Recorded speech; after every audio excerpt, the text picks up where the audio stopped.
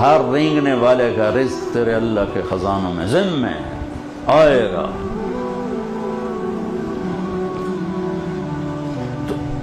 اگر اللہ چاہتے سب کو مالدار بنا دیتے، لیکن اللہ نے حکمت بتائی، لو بسط اللہ الرزق لعبادہ لبغوا فی الارض، اگر میں سب کے لیے دروازہ کھول دیتا تو بغاوت ہی بغاوت ہوتی.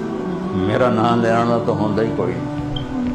لیتخذ بعضهم بعضا سخریا، پھر اللہ نے کسی کو زیادہ دیا، کسی کو کم دیا، کسی کو درمیانہ دیا، کسی کو بہت زیادہ دیا، اور پیپر میں ڈال دیا کہ میرے نام پہ خرچ کر. زکوٰۃ فرض کر دی اور خرچ کرنے کی ترغیب دے دی. زکوٰۃ کا امر تو 10 دفعہ ہے، اقیموا الصلاۃ وآتوا الزکاۃ، یہ 11 دفعہ ہے. اور خرچ کرو خرچ کرو خرچ کرو 82 دفعہ ہے، 82 دفعہ، کہ غریب بھی خرچ کرے، مالدار بھی خرچ کرے، زکوٰۃ سے بڑھ کے خرچ کرے. من لم یہتم بامر المسلمین فلیس منا، جس نے میری امت کی دنیا کی ضرورتوں کا خیال نہ کیا وہ مجھ میں سے نہیں ہے. اور یہ ایک بہت بڑی ضرورت ہے کہ ہمارے ہسپتال صرف حکومت کی کوتاہی نہیں ہے، ہماری کوتاہی کا بھی شکار. سارا الزام حکومت کو کیوں ہے؟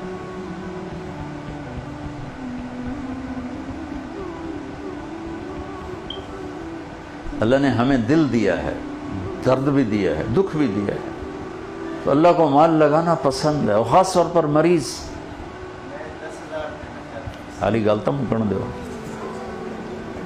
کوئی لکھتا آنکھیں آدھا ہزار 10 روپے.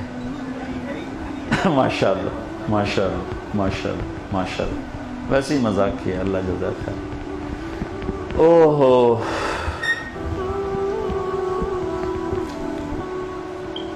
عبداللہ بن عبید اللہ بن عباس بڑے سخی گزرے، حضرت عباس کی اولاد. ان سے کسی نے پوچھا اپنے سے بڑا سخی دیکھا ہے؟ کہنے لگے بہت، یہ صحرا کے بدو سارے مجھ سے زیادہ سخی. کہنے لگے کیسے؟ کہ ایک دفعہ میں اور میرا خادم سفر میں تھے، بارش آ گئی صحرا میں، جھڑی لگ گئی، تو ہمیں 1 ہفتہ ایک بدو کے پاس ٹھہرنا پڑا. تو اس نے نا اونٹ ذبح کیا پہلے دن، تو ہمیں کھلایا. اگلے دن دوسرا ذبح کرنے لگا. میں نے کہا اللہ کے بندے، وہ اتنا سارا کل والا گوشت پڑا ہے، ہم 2 بندے ہیں، یہ کیا کر رہے ہو؟ کہنے لگا مہمان کو باسی کبھی نہیں کھلاتا، تازہ کھلاتا. اب توڑے فریج پھرے، چوتھے دن دی روٹی بھی کٹ کے گو رکھ دے، گرم گرم کر کے لے بھائی مگرو لائے ہو پرانے. ہمارے بچپن میں ہماری دادیاں نانیاں جب زندہ تھیں، یار میرے کانوں میں الفاظ ہیں، رات 12 بجے بھی مہمان آتا، بسم اللہ برکت آ گئی، بسم اللہ برکت آ گئی. واللہ ہماری دادیاں نانیاں پڑنانیاں، بسم اللہ برکت آ گئی. نہ بجلی ہوتی تھی، نہ سہولتیں ہوتی تھی. ایک آدھ نوکرانی کو اٹھایا اور ساتھ کھانا بنایا خوشی کے ساتھ.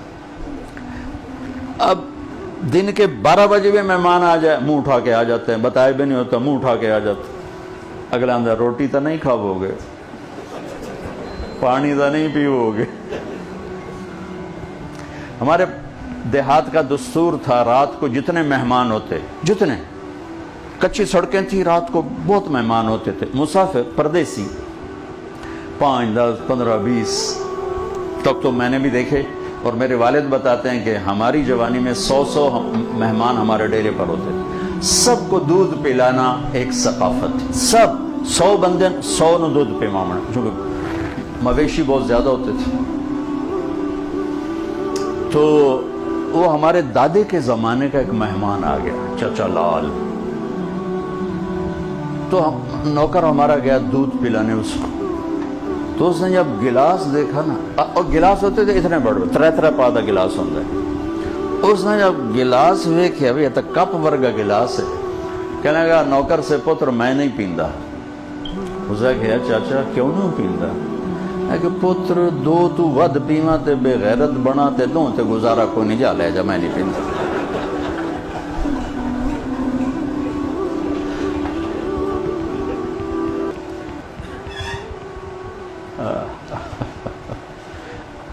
انہوں نے کہا میں مہمان کو بس سے نہیں کھلاتا ہوں. دوسرا ذبح کر دیا. تیسرا دن آیا، تیسرا ذبح کر دیا. 7 دن کہنے لگے میں ٹھہرا، اس نے 7 اونٹ ذبح کر دی. پھر ان کو سکھا لیتے ہیں، وہاں ان کا ایک تھا ترتیب، سکھا لیتے. 8ویں دن بادل کھلے تو تھوڑا نکلا اپنے مال مویشی کے لیے. تو میں نے اپنے نوکر سے کہا خادم تیرے پاس کتنے ہیں؟ کہا جی 300 دینار. 300 دینار میں کو 3000 اونٹ آ جاتے تھے. 300 دینار کہنے کہ جاؤ اس کی بیگم کو دیکھے آؤ. تو جب گئے دینے تو انہوں نے کہا کہ ہم مہمان سے کچھ نہیں لیتے، آپ تشریف لے جائیں. تو انہوں نے آ کر بتایا کہ وہ تو کچھ نہیں لے رہے. کہنے لگے ہم اہل البیت ہیں، ہم احسان کا بدلہ رکھتے نہیں، چکاتے ہیں. اگر وہ نہیں لیتی نا، جاؤ اس کے دروازے پہ پھینک کے آ جاؤ. وہ گیا اور ان کے دروازے پہ پھینک کے آ گیا اور فرمانے ہم دونوں چل پڑے. کچھ دور نکل گئے تھے تو پیچھے سے بدو کے نعرے سنائی دیے، رک جاؤ رک جاؤ رک جاؤ. تو اپنے اونٹ کو بھگاتا ہوا آ رہا تھا. قریب آیا تو اس کا سانس پھولا ہوا. کہنے لگا یہ اپنی تھیلی واپس لو. فرمان لگے کیوں؟ کہ میں مہمان نوازی کو بیچا نہیں کرتا. کہنے لگے یہ مہمان نوازی کا صلہ نہیں ہے، یہ حل جزاء الاحسان الا الاحسان، یہ احسان کا بدلہ احسان ہے. ہم اہل البیت ہیں، ہم احسان کا بدلہ رکھتے نہیں ہیں. تم نے نیکی کی، ہم نے بھی کی. تو اس نے نیزہ سیدھا کر لیا، یہ لینا یا تیرے سینے دے پار کراں. تو ان کے نوکر نے کہا انہیں کر دے، انہیں پار مہربانی کرو. تو اس سے واپس لے لی، جان بچانے کے لیے واپس لے لیا. فرمان لگے وہ بدو مجھ سے بھی بڑا سخی تھا اور سارا صحرا بھرا پڑا ایسے سخیوں سے. حاتم تائی سے کسی نے پوچھا، حاتم کی سخاوت تو مشہور ہے نا، اپنے سے بڑا سخی کبھی دیکھا؟ وہ کہنے لگے یہ سارے بدو مجھ سے بڑے سخی ہیں کہ میں ایک بدو کا مہمان تھا نوجوان.